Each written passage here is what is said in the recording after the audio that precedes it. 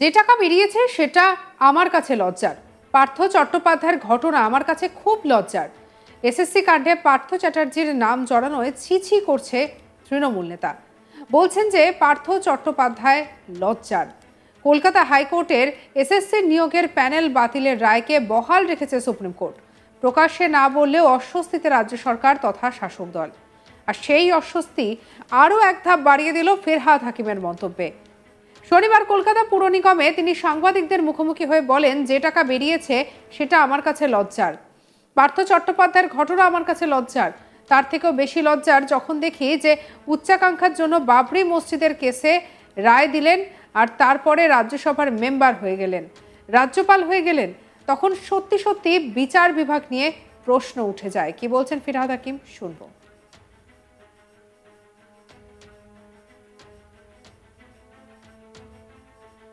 দেখেন, দুটো জিনিস আছে, এটা বলা উচিত না কোর্টের সামনে। একটা হচ্ছে যে যেটা টাকা বেরিয়েছে এটা আমাদের জুডিশিয়ারির পক্ষে, সবার পক্ষে অত্যন্ত লজ্জার। যেরকম পার্থ চ্যাটার্জিটাও লজ্জার আমার, সেরকম জুডিশিয়ারিটাও লজ্জার। কিন্তু তার থেকেও বেশি লজ্জা যখন দেখি যে উচ্চাকাঙ্ক্ষার জন্যে বাবরি মসজিদের কেসে রায় দিলেন আর তারপর পরের দিন রাজ্যসভার মেম্বার হয়ে গেলেন, কেউ সেই প্যানেল থেকে গভর্নর হয়ে গেলেন, এমপি হয়ে গেলেন। তখন সত্যি সত্যি কোশ্চেন হয়ে যায়, জুডিশিয়ারি কোশ্চেন হয়ে যায়। উচ্চ আকাঙ্ক্ষা থাকাটা আরও বেশি ডেঞ্জারাস। যে আমার রিটায়ারমেন্টের পরে কি হবে, আমার এলিভেশন না হলে আমি 62 বছর বয়সে রিটায়ার হয়ে যাব, এই বিচার ব্যবস্থা নয়। বিচার ব্যবস্থা সত্যিকারের হৃদয় থেকে নিরপেক্ষ হতে হবে। তার কারণ কনস্টিটিউশন সেই বিচার ব্যবস্থার কথা বলে গেছে।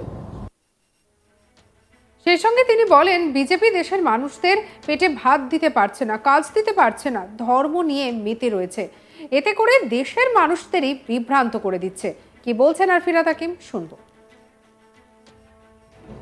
যখন রাজশক্তি হাতে কাজ দিতে পারে না, পেটে ভাত দিতে পারে না, মাথায় ছাদ দিতে পারে না, তখন ধর্ম দেখিয়ে দেখিয়ে সে জায়গায় করে দেয়। দেখবেন আগেকার দিনে রাজা মহারাজা বা নবাব বাদশাহ, তারা সবাই দেখবেন যে কেউ মসজিদ তৈরি করত, কেউ মন্দির তৈরি করত। তার কারণ মানুষকে ডাইভার্সন করে দিয়ে, যখন সে ভাত চাইতে, সে অত্যাচারী রাজা বা অত্যাচারী নবাব তার কাছে যখন চাইছে যে আমি মাঠে খেটেছি, আমার ভাতটা দাও বা আমার টাকাটা দাও, তখন বলতো যাও ওইখানে যাও। এইটা আজকে বিজেপি তাই করছে। যখন দেশের বেসিক মানুষ না খেয়ে মরে যাচ্ছে, যখন বেসিক মূল্যবৃদ্ধি আকাশ ছোঁয়া হয়ে গেছে, যখন বেসিক সর্বকালের বেকারত্ব সব থেকে বেশি হয়ে গেছে, টাকার ভ্যালু সব থেকে কমে গেছে, ওষুধের দাম, যেগুলো জীবনদায়ী ওষুধের দাম হু হু করে বেড়ে যাচ্ছে, ইন্ডাস্ট্রিয়ালিস্টরা সব টাকা মেরে মেরে নিয়ে, মানে যারা ফ্রড, এই সময় যত টাকা বা ভারতবর্ষের ব্যাংকের টাকা বাইরে গেছে এর আগে কোনোদিন যায়নি। এত টাকা বাইরে চলে গেছে। সব শুধু বড় বড় কথা, 52 ইঞ্চি ছাতি।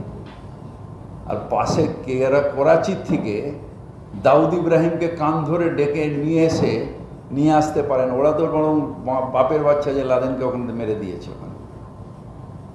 আর ওকে নিয়ে আসলে তো তাহলে আবার মেহুল চুস্কিকে আনতে হবে, আরেকটা কি নাম যেন, নীরব মোদীকে আনতে হবে, বিজয় মালিয়াকে আনতে হবে।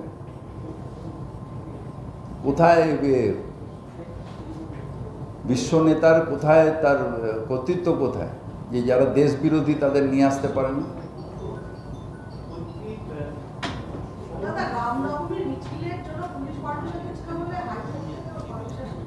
দেখেন, এগুলো আমাদের নেই। রামনবমী চিরকাল হয়েছে, চিরকালই হবে। এটার জন্যে এগুলো হলো হাইপ তোলা, এগুলোর কিছুই হয় না। আমার এলাকায় রামনবমী হয়, সেখানেও আমি চিফ গেস্ট। আবার ঈদের মজলিস হয়, সেখানে আমি চিফ গেস্ট। এগুলো মানুষ এগুলো আর খায় না। এরা ভাবে বোধহয় যে খাওয়াবে, খায় না। কারণ রাম তো সবার, শুধু শুভেন্দুর না, অবিরত। আরে শুভেন্দু অধিকারী ক্ষমতায় আসবে এই আপনি বিশ্বাস করেন? কেউ বিশ্বাস করে? আগে তো জেলে ঢোকালো, আমাকে তো জেলে ঢোকালো। যে কেসে ওর জেলে ঢোকার কথা সেই কেসে তো আমি জেলে খেটে, ও হাতে টাকা নিয়েছে, আমি ক্লাবকে টাকা দিতে বলেছি। ওর তো বিচার হলো না, বরং ওই বিচার হলে কিন্তু ওই ভেতরে ঢুকে যাবে।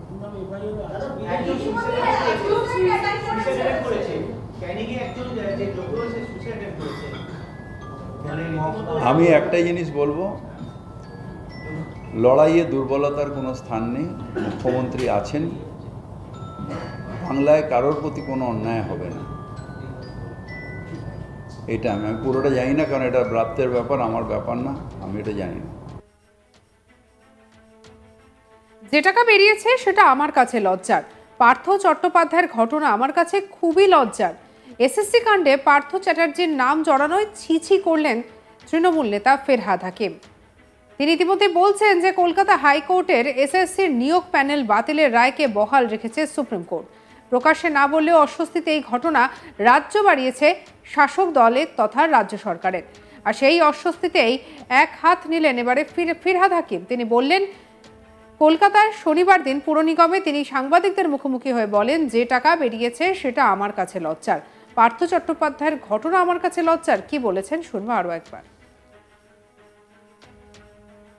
দেখেন, দুটো জিনিস আছে, এটা বলা উচিত না কোর্টের সামনে। একটা হচ্ছে যে যেটা টাকা বেরিয়েছে, এটা আমাদের জুডিশিয়ারির পক্ষে, সবার পক্ষে অত্যন্ত লজ্জার। যেরকম পার্থ চ্যাটার্জিটা লজ্জার আমার, সেরকম জুডিশিয়ারিটাও লজ্জার।